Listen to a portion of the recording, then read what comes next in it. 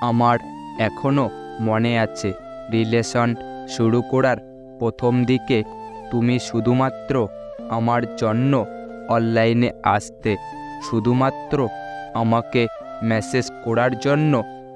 শুরুর দিকে আমার মেসেজের তুমি সঙ্গে সঙ্গে রিপ্লাই করতে, আমার মেসেজ সিন করতে, একটুও লেট করতে না।